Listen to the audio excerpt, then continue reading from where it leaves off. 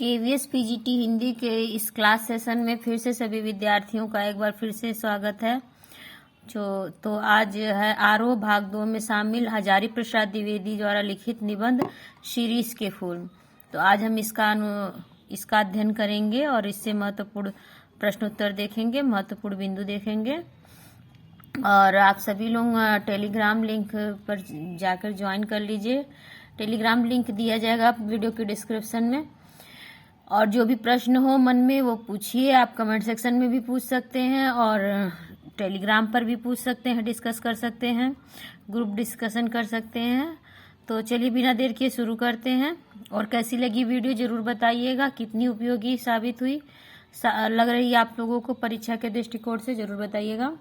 तो परंपरा अनुसार पहले हम पूरा पाठ परिचय देखते हैं। तो हजारी प्रसाद द्विवेदी, जन्म सन 1907, आरत दुबे का छपरा, बलिया, उत्तर प्रदेश।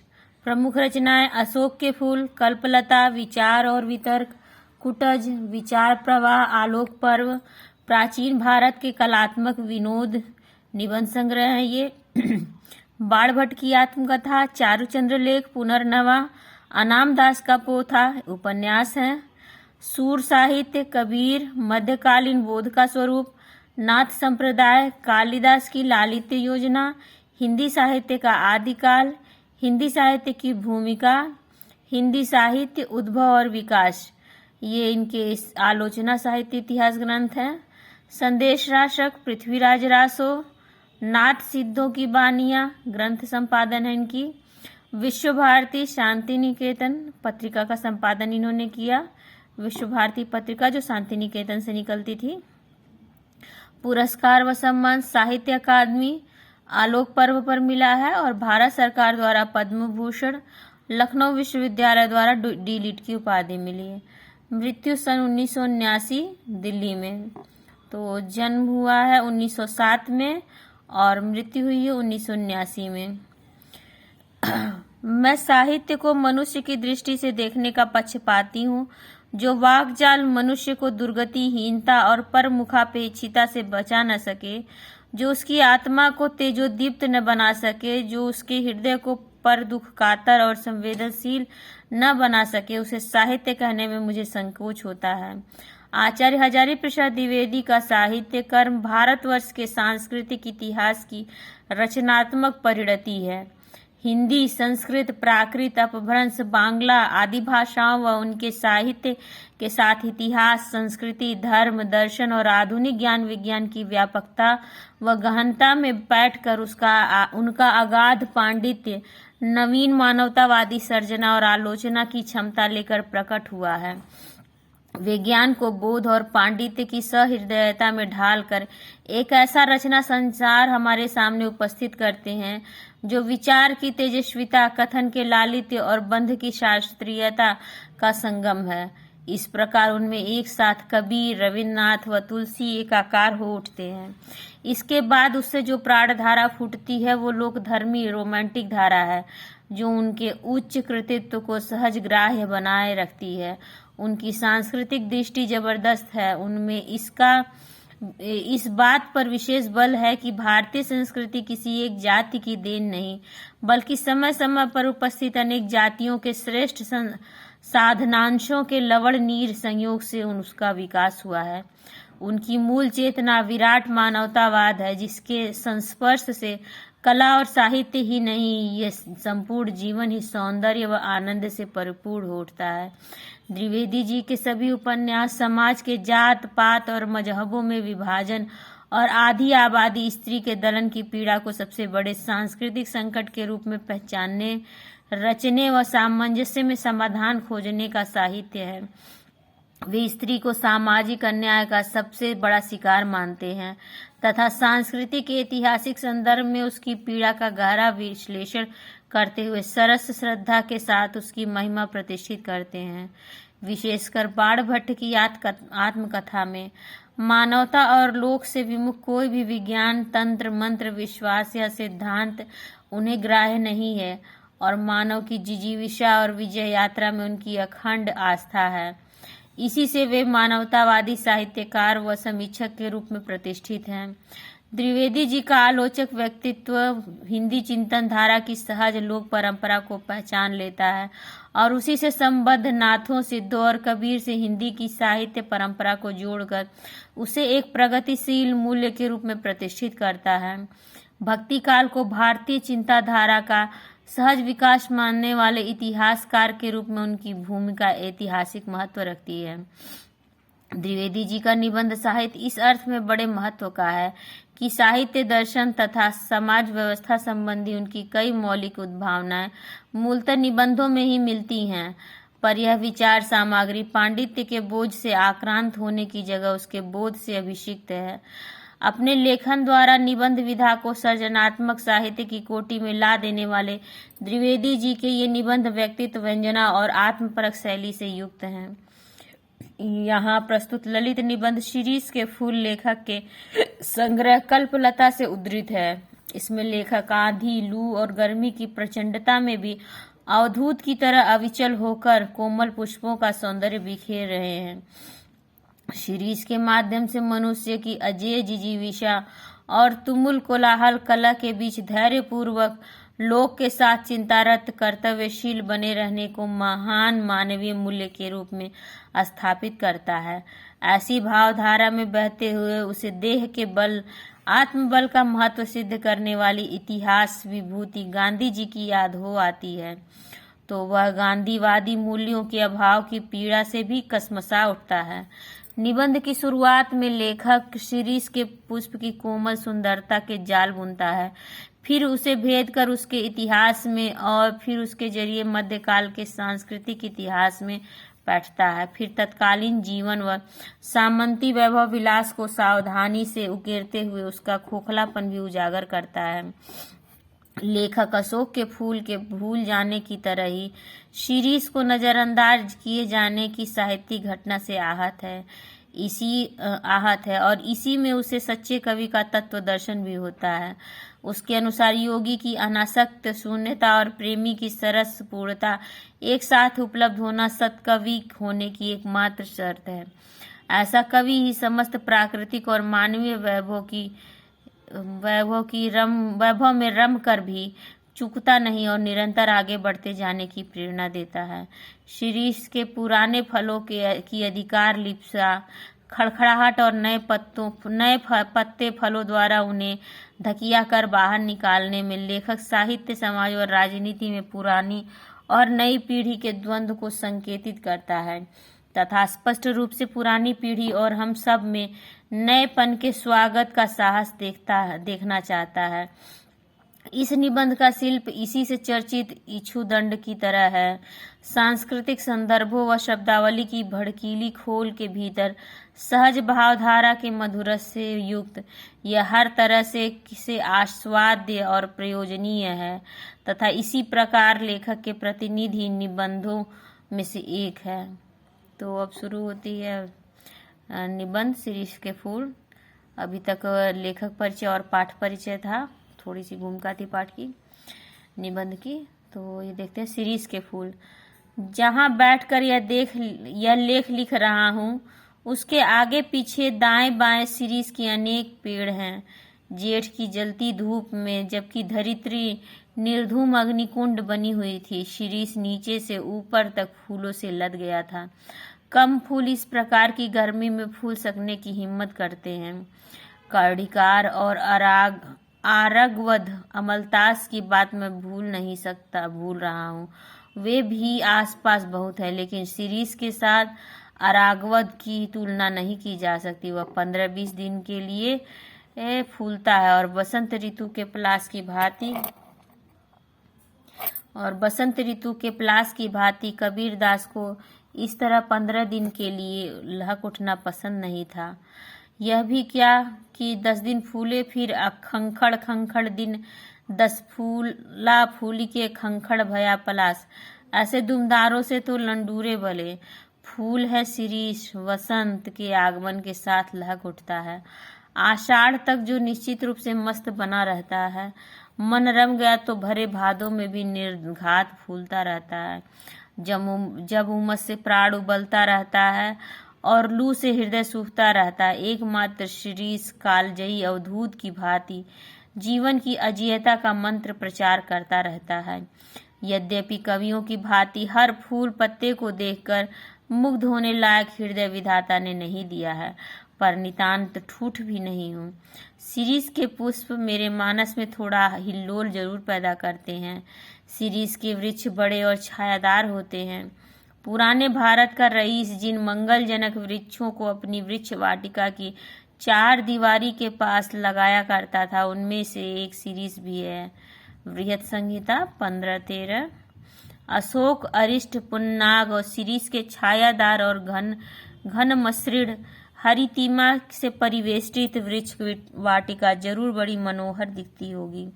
कात्यायन ने कामसूत्र में बताया है कि वाटिका के सघन छायादार वृक्षों की छाया में ही झूला, प्रेखा, दोला लगाया जाना चाहिए। यद्यपि पुराने कवि बकुल के पेड़ में ऐसी दोलाओं को लगा देखना चाहते थे, पर शिरीष भी क्या बुरा है।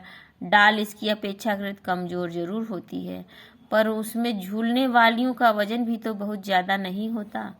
कवियों की यही तो बुरी आदत है, वजन का एकदम ख्याल नहीं करते। मैं तुंदिल नरपतियों की बात नहीं कर रहा हूँ, वे चाहे तो लोहे का पेड़ बनवा लें। शिरीष का फूल सांस्कृतिक साहित्य में बहुत कोमल माना गया है। मेरा अनुमान है कि कालिदास ने यह बात शुरू में प्रचार की होगी। उनका इस पुष्प पर कुछ पक्षपात था, मेरा भी है। कह गए हैं शिरीष पुष्प केवल भौरों के पदों का कोमल दबाव सह सकता है, पक्षियों का बिल्कुल नहीं। पदम सहित भ्रमरस्य पेलवम शिरीष पुष्पम न पुनः पतत्रिणाम। अब मैं इतने बड़े कवि की बात का विरोध कैसे करूं? सिर्फ विरोध करने की हिम्मत न होती तो भी कुछ कम बुरा नहीं था। यहाँ तो इच्छा भी नहीं है। खैर मैं दूसरी बात कह रहा था शिरीष के। देखिए शिरीष का पेड़ है। फूलों की कोमलता देखकर परवर्ती कवियों ने समझा कि उनका सब कुछ कोमल है। यह भूल है। इसके फल इतने मजबूत होते हैं कि नए फूलों के निकल आने पर भी स्थान नहीं छोड़ते। जब तक नए फल पत्ते मिलकर धकियाकर उन्हें बाहर नहीं कर देते, तब तक वे डटे रहते हैं। वसंत के आगमन के समय जब सारी वनस्थली पुष्प पत्र से मरमरित होती रहती है, शिरीष के पुराने फल बुरी तरह खड़खड़ाते रहते हैं। मुझे इनको देखकर उन नेताओं की याद आती है जो किसी प्रकार जमाने का रुख नहीं पहचानते, और जब तक नई पौध के लोग उन्हें धक्का मारकर निकाल नहीं देते, तब तक जमे रहते हैं। मैं सोचता हूँ पुराने की यह अधिकार लिप्सा क्यों नहीं समय रहते सावधान हो जाती। जरा और मृत्यु ये दोनों ही जगत के अति परिचित और अति प्रामाणिक सत्य हैं। तुलसीदास ने अफसोस के साथ इनकी सच्चाई पर मुहर लगाई थी। धरा को प्रमाण यही, तुलसी जो फरा सो झरा, जो बरा सो बुताना। मैं शिरीष के फूलों को देखकर कहता हूँ कि क्यों नहीं फलते ही समझ लेते बाबा की झड़ना निश्चित है। सुनता कौन है? महाकाल देवता सपासप कोड़े चला रहे हैं, जीर्ण और दुर्बल झड़ रहे हैं। जिनमें प्राणकण थोड़ा भी उधरोमुखी है वे टिक जाते हैं। दुरंत प्राणधारा और सर्वव्यापक कालाग्नि का संघर्ष निरंतर चल रहा है। मूर्ख समझते हैं कि जहाँ बने हैं वहीं देर तक बने रहे तो काल देवता की आंख बचा जाएंगे। भोले हैं वे, हिलते डुलते रहो, स्थान बदलते रहो, आगे की ओर मुंह किए रहो तो कोड़ की मार से बच भी सकते हो, जमे कि मरे। एक बार मुझे मालूम होता है कि यह शिरीष एक अद्भुत अवधूत है। दुख हो या सुख वह हार नहीं मानता, न उधो को लेना न माधो को देना। जब धरती और आसमान जलते रहते हैं तब भी यह हजरत न जाने कहाँ से अपना रस खींचते रहते हैं। मौज में आठों याम मस्त रहते हैं। एक वनस्पति शास्त्री ने मुझे बताया है कि उस रेड़ी का पेड़ है, यह उस रेड़ी का पेड़ है जो वायुमंडल से अपना रस खींचता है। जरूर खींचता होगा, नहीं तो भयंकर लू के समय कोमल तंतुजाल और ऐसे सुकुमार केसर को कैसे उगा सकता था। अवधूतों के मुंह से ही संसार की सबसे सरस रचनाएं निकलती हैं। कबीर बहुत कुछ इसी शिरीष के समान ही थे, मस्त और बेपरवाह पर सरस और मादक। कालिदास भी जरूर अनासक्त योगी रहे होंगे।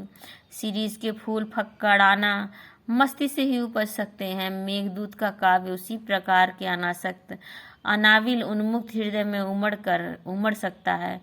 जो कभी अनासक्त नहीं रह सकता, जो फक्कड़ नहीं बन सका, जो किए कराए का लेखा जोखा मिलाने में उलझ गया, वह भी क्या कवि है। कहते हैं कर्णाट राज की प्रिया विजिका देवी ने गर्वपूर्वक कहा था कि एक कवि ब्रह्मा थे, दूसरे वाल्मीकि और तीसरे व्यास। एक ने वेदों को दिया, दूसरे ने रामायण को और तीसरे ने महाभारत को। इनके अतिरिक्त और यदि कवि होने का दावा करे तो मैं कर्णाट राज की प्यारी रानी उनके सिर पर अपना बायां चढ़ रखती हूँ। तेषाम मूर्धिना ददामि वाम चरणम कर्णात राजप्रिया। मैं जानता हूँ कि इस उपालंब से दुनिया का कोई कवि हारा नहीं है, पर इसका मतलब यह नहीं कि कोई लजाया नहीं हो, उसे डांटा भी न जाए। पर मैं कहता हूँ कवि बनना है मेरे दोस्तों तो फक्कड़ बनो, सीरीज की मस्ती की ओर देखो। लेकिन अनुभव ने मुझे बताया है कि कोई किसी की सुनता नहीं। मरने दो। कालिदास वजन ठीक रख सकते थे क्योंकि वे अनासक्त योगी की स्थिर प्रज्ञता और विदग्ध प्रेमी का हृदय पा चुके थे। कवि होने से क्या होता, मैं भी छंद बना लेता हूँ, तुक जोड़ लेता हूँ, और कालिदास भी छंद बना लेते थे, तुक भी जोड़ सकते होंगे। इसीलिए हम दोनों एक श्रेणी के नहीं हो जाते। पुराने सहृदय ने किसी ऐसे दावेदार को फटकारते हुए कहा था, वयमपि कवयः कवयः कवयस्ते कालिदासाद्या। मैं तो मुग्ध और विस्मय विमूढ़ होकर कालिदास के एक एक श्लोक को देखकर हैरान हो जाता हूँ। अब इस सीरीज के फूल का ही उदाहरण लीजिए। शकुंतला बहुत सुंदर थी। सुंदर क्या होने से कोई हो जाता है। देखना चाहिए कितने सुंदर हृदय से वह सौंदर्य डुबकी लगाकर निकला है। शकुंतला कालिदास के हृदय से निकली थी। विधाता की ओर से कोई कार्पण्य नहीं था, कवि की ओर से भी नहीं। राजा दुष्यंत भी अच्छे भले प्रेमी थे। उन्हें शकुंतला का एक चित्र बनाया था, लेकिन रह रहकर उनका मन खींच उठता था। कहीं न कहीं कुछ छूट गया है। बड़ी देर बाद उन्हें समझ में आया कि शकुंतला के कानों में वे उस शिरीष पुष्प को देना भूल गए जिसके केसर गंड स्थल तक लटके हुए थे, और रह गया है शरदचंद्र की किरणों के समान कोमल और शुभ्र मृणाल का हार। कालिदास सौंदर्य के बाह्य आवरण को देखकर उसके भीतर तक पहुंच सकते थे।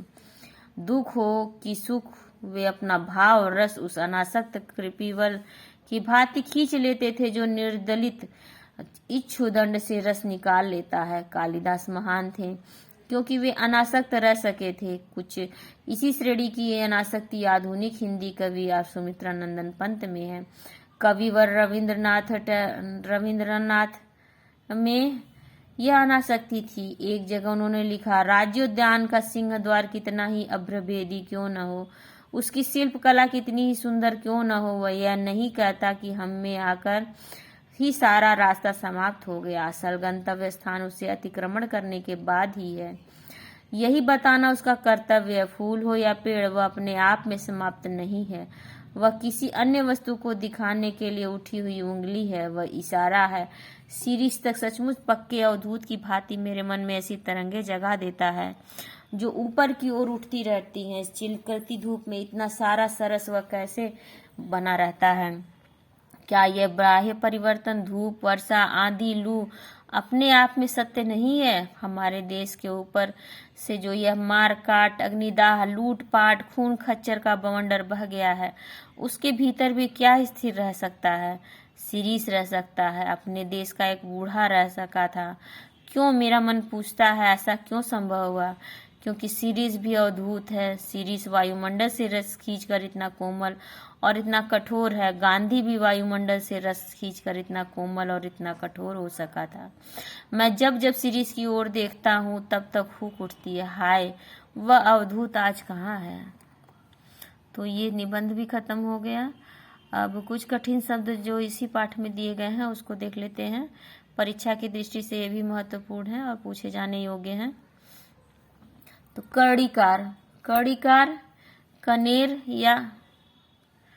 कनेर या कनियार नामक फूल है। अरागवद आरगवध अमलतास नामक फूल। कड़िकार कनेर या कनियार नामक फूल है। आरगवध अमलतास नामक फूल। खंखड़ मतलब ठूंठ शुष्क। निर्घात मतलब बिना आघात या बाधा के। अवधूत का अर्थ है सांसारिक बंधनों व विषम वासनाओं से ऊपर उठा हुआ सन्यासी। लंडूरे का अर्थ है पूछ विहीन। हिलोल अर्थात लहर। अरिष्ट का अर्थ होता है रीठा नामक वृक्ष। पुत्रांग मतलब एक बड़ा सदाबहार पेड़। घन मिश्रिण घना चिकना गहरा चिकना मुलायम। परिवेष्टित मतलब ढका हुआ। ढोला डोला अर्थात झूला। बकुल अर्थात मौल सीरी का पेड़। तुंदिल तोंद वाला मोटे पेट वाला। मरमरित पत्तों की खड़खड़ाहट या सरसराहट ध्वनि से युक्त। ऊर्ध्वमुखी प्रगति की दिशा में। दुरंत जिसका विनाश होना मुश्किल है। हजरत मतलब श्रीमान व्यंग्यात्मक स्वर है। अनासक्त विषय भोग से ऊपर उठा हुआ। अनाविल मतलब स्वच्छ। करड़ाट मतलब प्राचीन काल का कर्नाटक राज्य। स्थिर प्रज्ञता का अर्थ है अविचल बुद्धि की अवस्था। विदग्ध का अर्थ है अच्छी तरह से तपा हुआ। कार्पण्य का अर्थ होता है कृपणता। गंडस्थल का अर्थ होता है गाल। कृषिवल का अर्थ होता है किसान। निर्दलित अर्थात भली भांति निचोड़ा हुआ। इक्षुदंड का अर्थ होता है ईख गन्ने का तना। अभ्रभेदी का अर्थ होता है गगनचुंबी। सपासप का अर्थ होता है ध्वन्यात्मक शब्द जो कोड़े पहने की आवाज के लिए उपयुक्त है। यहाँ जल्दी जल्दी अर्थ रखता है। सपासप यहाँ अर्थ रखता है जल्दी जल्दी। अब कुछ महत्वपूर्ण परीक्षा उपयोगी महत्वपूर्ण बिंदु देख लेते हैं।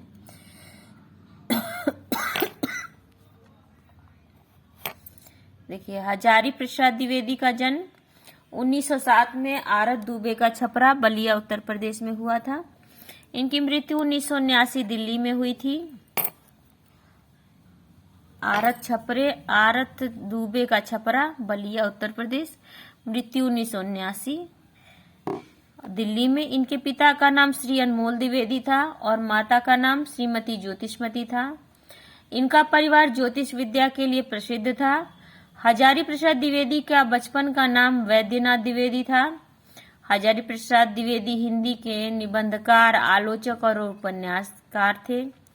द्विवेदी जी हिंदी, अंग्रेजी, संस्कृत और बांग्ला भाषाओं के अच्छे विद्वान थे। इनकी पत्नी का नाम भगवती देवी था। द्विवेदी जी शांति निकेतन काशी हिंदू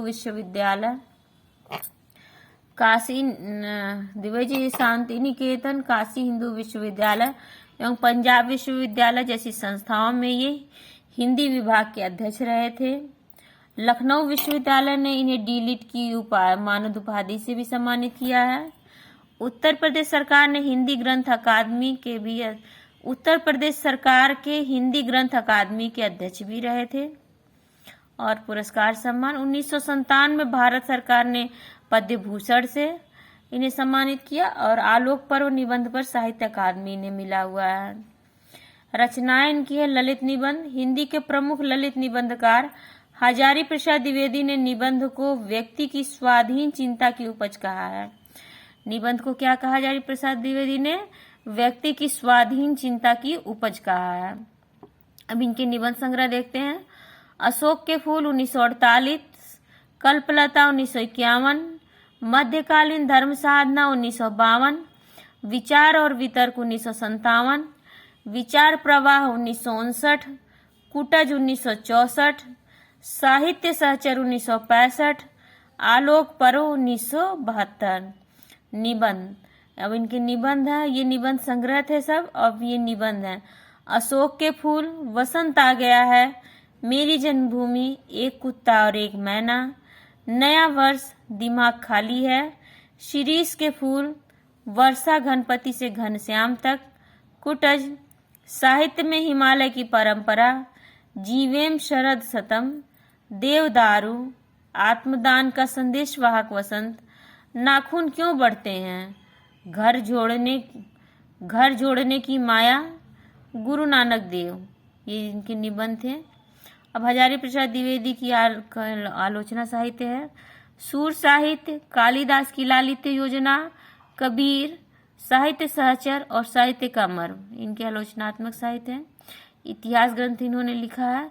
हिंदी साहित्य की भूमिका, हिंदी साहित्य का आदिकाल और हिंदी साहित्य उद्भव और विकास है। ये लिखना छूट गया है यहाँ पे शायद। उपन्यास, बाणभट्ट की आत्मकथा, चारुचंद्र लेख, पुनर्नवा, अनामदास का पोथा, इसे रैक्व आख्यान भी कहा जाता है। ठीक है, उपन्यास एक बार फिर से देख लीजिए, सब इम्पोर्टेंट है। बाणभट्ट की आत्मकथा, चारुचंद्र लेख, पुनर्नवा, अनामदास का पोथा या रैक्व आख्यान। संपादन किया इन्होंने नाथ सिद्धों की बानियों का, संक्षिप्त पृथ्वीराज रासो का और संदेश रासक का इन्होंने संपादन किया है। अनुदित रचना इनकी प्रबंध चिंतामणि, पुरातन प्रबंध संग्रह, प्रबंध कोश, विश्व परिचय, लाल कानेर और मेरा बचपन। अब महत्वपूर्ण अभ्यास प्रश्न देखते हैं, परीक्षा उपयोगी महत्वपूर्ण अभ्यास प्रश्न, कुछ अभ्यास कर लेते हैं। आचार्य हजारी प्रसाद द्विवेदी का जन्म कब हुआ था? 1907 में आरत दुबे छपरा बलिया में, 1920 में बलिया उत्तर प्रदेश में, 1908 में छपरा बिहार में, 1902 में बलिया में। तो इसका ऑप्शन ए सही है, 1907 में आरत दुबे छपरा बलिया में इनका जन्म हुआ था। हजारी प्रसाद द्विवेदी के पिताजी का क्या नाम था? श्री महेश द्विवेदी, वैद्यनाथ द्विवेदी, श्री अनमोल द्विवेदी या श्री मोहनदास द्विवेदी। तो इनके पिताजी का नाम श्री अनमोल द्विवेदी था, ऑप्शन सा सही है। वैद्यनाथ द्विवेदी तो इन्हीं का नाम था।